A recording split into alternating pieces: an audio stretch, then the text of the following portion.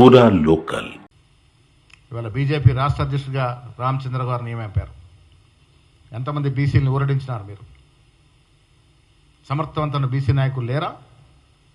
ఇంత పెద్ద రాష్ట్రంలో 56% బీసీలు ఉన్నారని నిరూపైనటువంటి ఈ రాష్ట్రంలో మీరు ఒక బీసీని అధ్యక్ష పదవి చేయలేనటువంటి మీ నాయకత్వం ముఖ్యమంత్రుల గురించి మాట్లాడుతూ ఉన్నారు. ఎవరు నమ్మే పరిస్థితులు లేరు. జనం రేపేం చేస్తారో చెప్తే నమ్మరు. ఇవాళ చేసి చూపించినవాడే మునగాడు.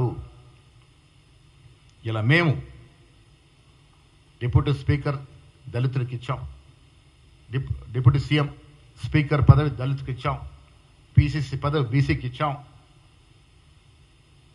5 అవకాశాలు ఇచ్చాం, ఎస్సీల్లో 3 బీసీల్లో ఇచ్చాం, ట్రైబ్స్లో ఇచ్చాం,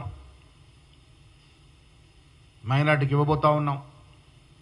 పరిపూర్ణమైనటువంటి సామాజిక న్యాయం, సోషల్ ఇంజనీరింగ్ కాంగ్రెస్ పార్టీ వల్లే సాధ్యమవుతుంది. మా అఖిల భారత అధ్యక్షుడు ఎవరు?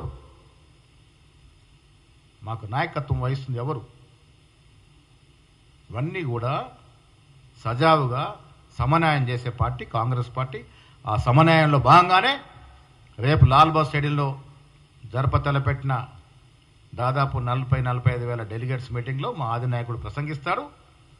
ఈ దేశంలో కాంగ్రెస్ పార్టీ సమన్వయం ఎలా చేస్తుందో, ఏ రకంగా మేము ముందుకు తీసుకెళ్తా ఉన్నామో రేపు సమావేశంలో అన్ని విషయాలుగా మాట్లాడుకుంటాం. Thank you.